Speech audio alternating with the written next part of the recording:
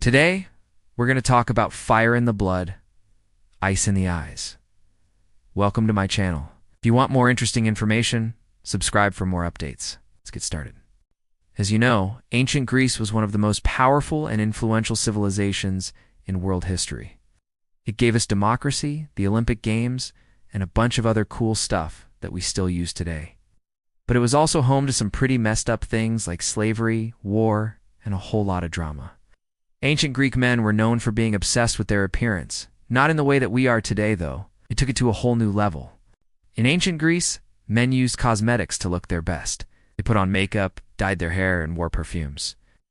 And one of the most popular beauty products among the Greeks was kohl, a type of eyeliner made from ground-up minerals. The ancient Greeks believed that using kohl could protect their eyes from the sun and make them look better. They would grind up different minerals like malachite and galena and mix them with water or oil to make a paste. Then they would use this paste as eyeliner. The green version of kohl, made from malachite, was especially popular among the rich because malachite was a rare and expensive mineral. So if you were a wealthy Greek man, you might have had a whole team of slaves working to make sure your eyes looked their best. But while the ancient Greeks were all about looking good, they also had some pretty messed up beliefs about beauty standards. One of these beliefs was that baldness was a sign of masculinity. In ancient Greece, men who shaved their heads or wore their hair short were seen as being more masculine than those who had long flowing locks. This might seem weird to us today, since we tend to associate baldness with aging or even hair loss. But for the ancient Greeks, it was a way to show off their power and strength. You see, back in the day, the ideal Greek male body was kind of like the modern-day Greek god physique. Lots of oiled-up skin and rippling muscles. And what better way to show off your bod than by going shirtless? So men would often shave their heads so that they wouldn't get in the way when they were flexing their muscles. They weren't the only ones either. Women in ancient Greece also had their own beauty standards. They too shaved their body hair, including their eyebrows. Now, you might be thinking, wait a minute, eyebrows are kind of important for protecting your eyes from getting all sweaty and gross. Well, you're not wrong.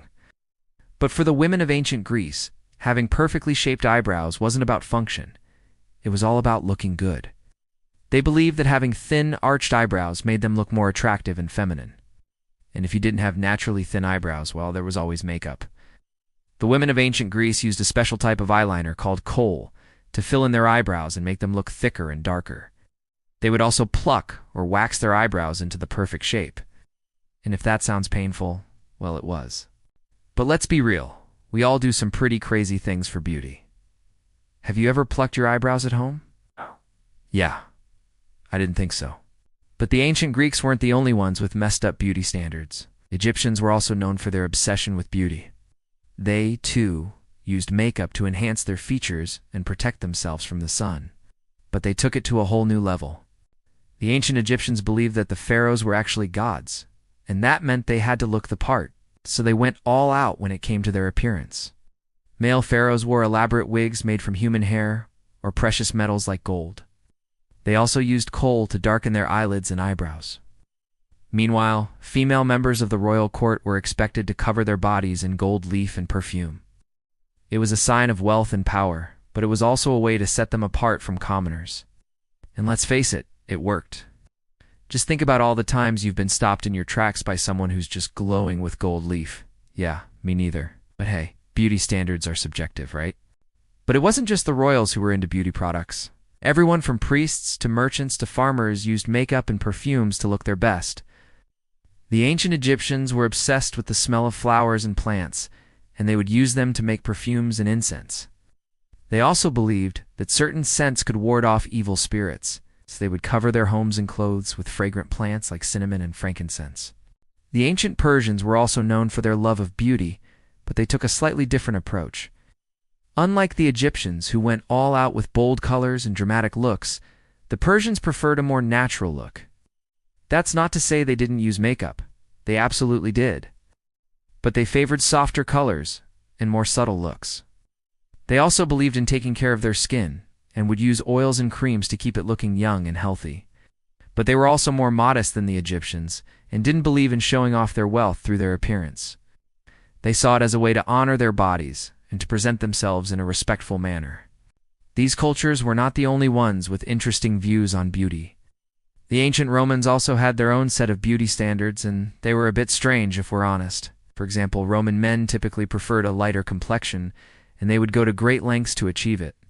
They would cover themselves in white lead or use special creams and ointments to get the job done. Of course, this wasn't the healthiest thing to do, but hey, beauty standards, am I right? Roman women, on the other hand, were all about the bronze glow. They would cover themselves in scented oils and then scrape them off to remove dead skin and reveal a smooth, shiny complexion. They also loved to use rouge on their cheeks and lips, and they weren't afraid to go bold with it. But despite all of these beauty rituals, the ancient Romans were still pretty messed up in some ways. For example, they were obsessed with the color white, and they would do anything to keep their teeth and gums looking pearly white. This included using urine as a mouthwash and cleaning agent. Ow. Yeah, I don't think I'll be trying that anytime soon. So there you have it, a glimpse into the wacky world of ancient beauty standards. Who knew that looking good was so complicated? But hey, at least we're not using urine as a mouthwash anymore. It's a win in my book. Now here's an interesting question for you. What are your thoughts on the beauty standards of ancient Greece, Rome, and Egypt? You think they were a bit much? Let us know in the comments below. While you're at it, hit that subscribe button for more videos like this one. We've got all sorts of fascinating topics covered like mythology, history, and literature. There's always something new to learn. Speaking of learning, did you know that the ancient Greeks believed that lightning was actually Zeus's chariot? Well, we've got a video that breaks down this myth and explores the science behind lightning. It's fascinating, trust me. So click the link in the description and check it out. In the meantime, I'd like to send a big thank you to our supporters for making videos like this one possible. Your support means the world to us and allows us to keep bringing you top-notch content. So thank you. And with that, it's time to wrap things up. Thanks for watching. Keep being awesome, and I'll see you next time.